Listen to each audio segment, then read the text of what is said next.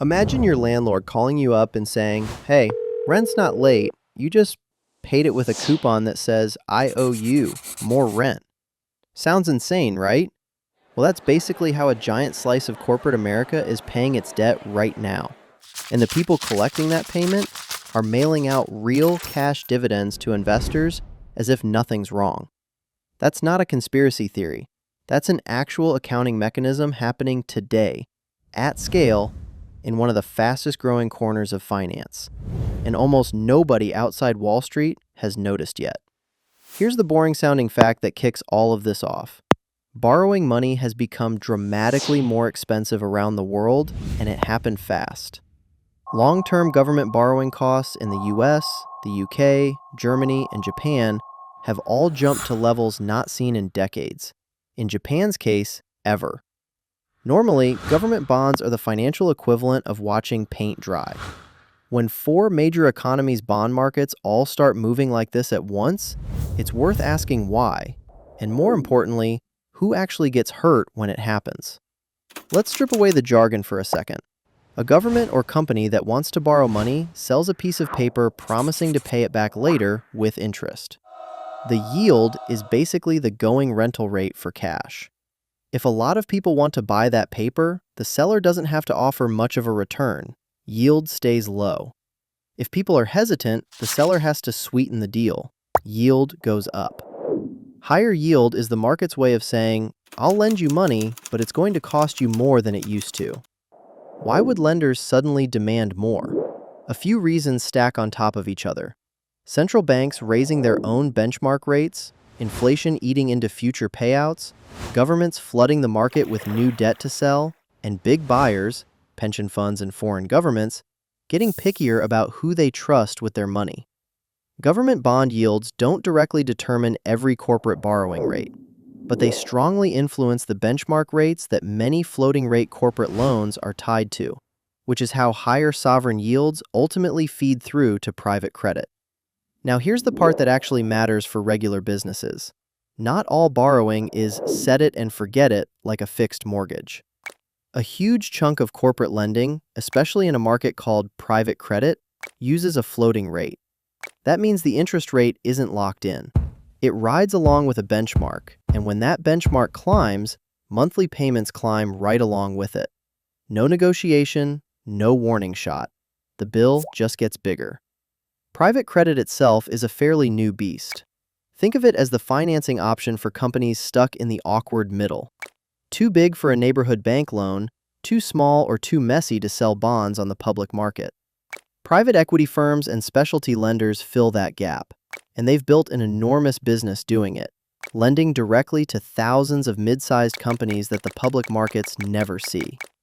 The problem: for many borrowers, borrowing costs increase dramatically over just a couple of years. Cash that used to go toward growth, hiring, or just breathing room now goes toward interest. And when a company can't make that bigger payment anymore, lenders have started reaching for a workaround instead of calling a default. Picture two neighbors who each owe $300,000 on a loan. Neighbor A has a fixed rate, same payment every month, rain or shine. Neighbor B has a floating rate tied to a benchmark that just tripled.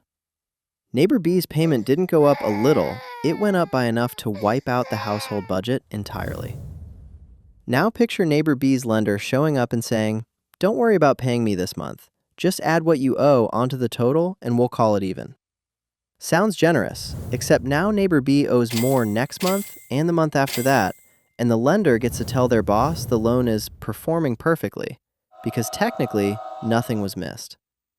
That's not a hypothetical. It's a real structure used across private credit called a payment in kind arrangement, or PIK. Instead of paying interest in cash, the borrower's unpaid interest just gets tacked onto the loan balance. Under standard accounting rules, accrued PIK interest can often be recognized as income even though no cash has actually changed hands. No missed payment shows up on paper. No default gets triggered. The lender then books that accrued interest as income, and because many income-focused lending vehicles, particularly U.S. business development companies, BDCs, are generally required to distribute most of their taxable income to investors, they end up sending real dividend checks supported by income that has not yet been received in cash. It's like a restaurant reporting a table's unpaid bill as revenue, then using that revenue to pay its staff bonuses, while the table walks out the door owing more than when they sat down.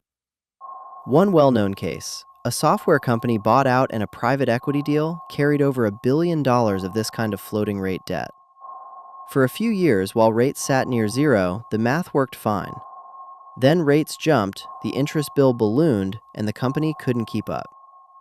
Lenders eventually had to step in, wipe out most of the existing ownership, and inject hundreds of millions of new dollars just to keep the lights on, walking away with the overwhelming majority of the business as their consolation prize. Here's the genuinely wild part. Under certain PIK structures, worsening borrower finances can temporarily make a lender's reported results appear stronger. Rising distress can generate more reported income because more unpaid interest gets capitalized rather than immediately recognized as a loss. It's a system where financial deterioration can temporarily disguise itself as reported growth, right up until the loan actually has to be paid back in cash, at which point the disguise falls apart all at once. One major bank CEO recently put it bluntly: when you spot one of these problem loans, there are probably a lot more hiding behind it. And because most of these loans never trade on any public exchange, there's no daily price tag forcing anyone to confront reality. Their value gets estimated internally, often just once every few months, using models rather than real market transactions. That's an environment where generous valuations can survive a lot longer than they deserve to. You don't need a Bloomberg terminal to take something useful from this. If you, a friend, or a business you're connected to ever takes on floating rate debt, understand exactly what benchmark it's tied to and run the math on what happens if that benchmark doubles or triples, because it has recently in the real world. And if you're an investor looking at funds that lend to private companies, it's worth asking a blunt question. How much of this fund's reported income is actual cash received versus interest that's simply been added to a balance and recognized as income? That single question can tell you more than any glossy marketing brochure. None of this requires a crystal ball to see where it's heading. Tens of billions of dollars in these loans are scheduled to come due over the next few years, and they'll have to be refinanced at today's much higher rates, not the cheap rates they were originally written at. You can relabel a missed payment. You can roll unpaid interest into next year's balance.